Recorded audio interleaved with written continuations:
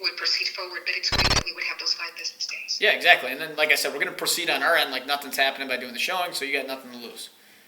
That's fantastic. Awesome. Thank you. Hey, thank you. I appreciate it. And we'll talk soon, okay? Sounds good. Thank you so much. Bye. Bye. So just like that, I mean, you had a property you couldn't give away. Everybody's telling you the market's failing. Everybody that looked at it. Then all of a sudden, after the first comes, we go back on the market. We have like 20 showings on it, multiple bids, and the place is under contract. Happens every year. Every freaking year. Can't hold back your light and expect to win. Gotta go harder. Oh, you've gotta learn. Don't suppress your fire, baby, let it burn. You know what? Can we also talk about a prediction? I have a prediction in 2019 that Jamie will eat at least 8 boxes of these goldfish this year. Maybe more. I mean, every time we order office supplies, and Jamie orders this as an office supply. It is because you guys eat my snacks. How many servings per box? There's about roughly 28 servings per box. The reason why I order these is because I buy snacks and I put them right here and then they're gone on Monday.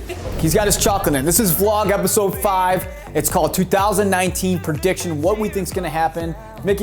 I think Mickey's, as he's eating another chocolate, that he'll have at least this whole box by the time the episode's done. Do you wanna talk? Let's talk politics. Let's talk religion. Okay, we don't talk about those 2 things. But there are 2 things you can talk about with anybody in Chicago, and you can have a conversation with. This is a true story. If you bring up taxes or weather, no matter who you meet in the city, you can have a 2-hour conversation. Just letting you know. And for everybody out there, just know that too. Or pizza. Pizza. Pizza's a pretty big one too. All right, predictions. January predictions. These are not just January predictions, these are the year predictions for what we think is gonna happen in 2019. Right now, one of the things that we're seeing, everybody said probably for the back half of last year that the market was turning and that we were gonna head into this awful economy, and 19 was gonna be the worst real estate market ever. There's been articles that said Chicago will be the worst market in the country in 2019. And one of the things I said personally that I disagree with is that prediction number 1 is that we would have a unbelievably great start to the year and an unbelievably terrible finish to the year. And it's really, really easy to predict because a few things happen. First off, Chicago is the most rent-heavy city in the country, so we have more people renting here than anywhere else. So people, what they're doing is that most of their leases are due March, April, May. So by mid-June, call it June 15th, put it on your calendar, the market starts to slow down. However, the spring market actually starts first week of January. So people come back from, holiday, Christmas, New Year's, whatever they celebrate, and they were just with their families, and their families were like, honey, why are you renting at $2,800 a month? It's ridiculous for a 1-bedroom, and you could buy something, because on average, it's cheaper to buy in Chicago than it is to rent. And a lot of times they're like, I don't have enough money for the down payment or whatever it is. And the parents are like, hey, I'll give you some money to help with the down payment. So what that does is people come back from the New Year's, they got their New Year's resolution, they're gonna buy their first place, they got a couple extra bucks in their pocket, and all of a sudden you notice that the market just goes skyrocketing through. Internet activity goes up, demand goes up, showings goes up, everything goes up. So all the people who were just saying 14, 15 days ago that the market was gonna crash are now saying how busy they are. And again, it's because people come up, their leases due March, April, May again, and then they have to go under contract, so they start looking now. And the market tends to go up. So did it go pretty good? There was some issues. Like what? Broken window seal? HVAC, leak in the HVAC that popped downstairs and the main water shut off. Okay. Pretty big issue. We just have to work through this issue. We'll have to just tell the seller really quickly what happened with this. But it wouldn't be that big of a water stain though. Yeah, I don't know. I mean, I'd need to look at it and see.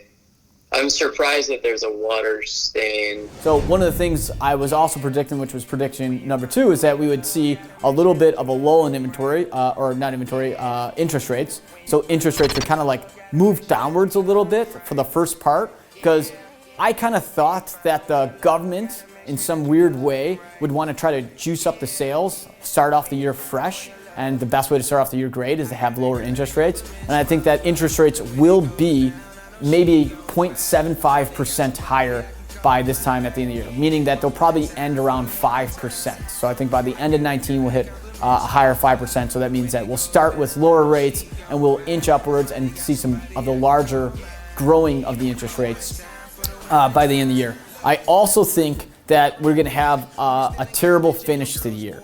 I think because of that mentality of everybody's either going to buy or rent by June 15th, that starting mid-June, the market's going to soften up, and come from August till December, the market's going to be terrible.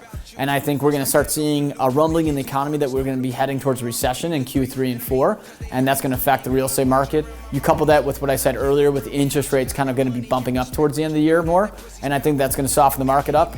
Demand's going to go down because people have either bought or rented by then, and anybody that's selling from July to the end of the year is going to have to do some price reductions and stay really, really competitive. What is our goal for 19? And how many? There you go. Emma? 19 prediction?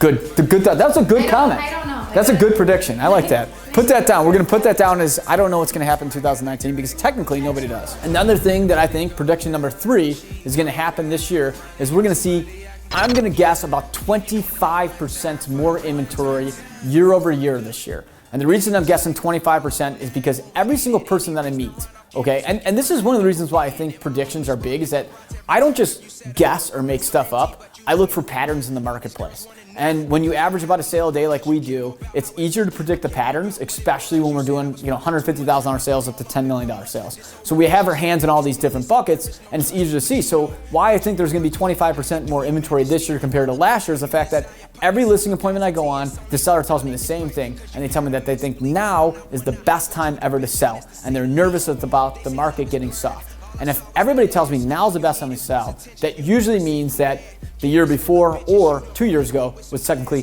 the best time to sell, because nobody actually understands the moment of when it's actually the best time. So because of that, we're going to see more people head into the marketplace, and buyers going to have more choices. So 25% more inventory. Today, I have Spider-Man socks on. He's the friendly neighborhood. He is. He's Spider-Man's friendly neighborhood person.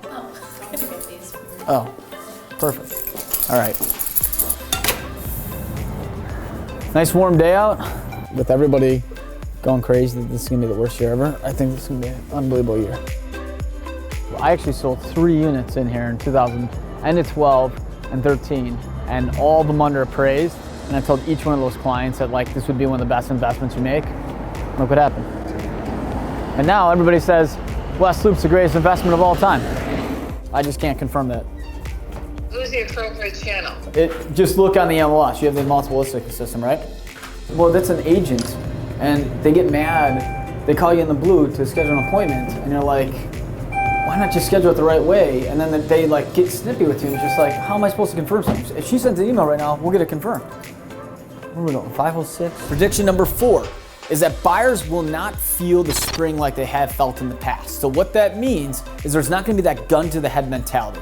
You're not going to feel like you have 24 hours to move into a place and make an offer on it. In years past, if we were going to see 5 places, we started scheduling them early that morning. By the time I saw you that night, 4 of those places have sold and we only got 1 left. I think there's going to be less of that gun to the head mentality because there's going to be a good amount of demand, but there's also going to be almost as much inventory to meet that demand. For the last 3 to 4 years, it's been such a hardcore seller's market, and it's mostly been driven that there's been no inventory. I think that inventory drought's going to kind of end a little bit. So we're at 560 Fulton right now, which is right on Fulton Street in the West Loop. This place under appraised, we were I think we got around 380 or 385 or something like that, and then under appraised. My buyer, who's a first-time buyer, a younger guy, thinks to himself, holy shit, I overpaid for this property. And I'm like, listen, this area, the West Loop, Fulton Market, is gonna blow up. And if you buy this place, it'll be one of the best investments you ever make. And he took my advice, and he's gonna reap the rewards. Because we're gonna be listing this place at a minimum of 550. We may go to 600. We're gonna kind of recheck the comps and see what happens in the market. But if he's at 550, that's $160,000 plus profit in 5 years. It's pretty hard to make that type of profit, but that's what happens. I mean, this guy's gonna crush it. Look how awesome this place looks. So this is something that we do all the time. So we get the keys shipped to us. I take a look around, see if anything's changed, give my advice on what we have to do. to make the property show ready. But I mean, in a place like this, it's pretty easy. I mean, this place looks amazing. Prediction number 5 is my price growth. I think prices are gonna kind of start cooling off a little bit, meaning that they're not gonna go up as much as they have in years past. So my prediction for the downtown markets is a 1.5% growth year over year in the downtown markets. I think we're just gonna see prices kind of start leveling off, because I think 2020 we're gonna see a 0% growth in the marketplace. That doesn't mean we're gonna go down. It doesn't mean we're gonna skyrocket up. It just means that more or less the market's going to kind of soften. So here's another perfect example of the hot spring market starting in this freezing cold January weather, typical Chicago weather. It's like 20 something degrees. This is the property we had in the market since July, sold it with multiple bids right after the first of the year. So again, the market is going to start very, very hot in 2019. Another thing that I think, and my last prediction, which is prediction number 6, okay, let's get the phone here, but you get the drill, 6, is the fact that we're not gonna see as terrible of a market as everybody projects. People are starting to say that it's gonna be doomsday. We're gonna see a 2008, the market's gonna crash. We're gonna see the stock market plummet to the point that it's gonna be a 1919 recession, and we're all gonna be living out of cardboard boxes. I think we live in a knee-jerk reaction society today. I think everybody just starts steamrolling whatever they believe on the news after 2 seconds. The reality is that the economy is going to soften up, that interest rates are going to go up, prices are gonna cool off, but the world's not gonna end. You're gonna wake up tomorrow, the economy's not gonna be as good as it was, but we're not heading to doomsday, and real estate isn't gonna drop. And those are most of my predictions for 2019. I talked fast. It may be cold in January, but this vlog is gonna be hot, guys. Thanks for watching, subscribe, leave the comments. We wanna hear from you guys. We'll see you next month, bye.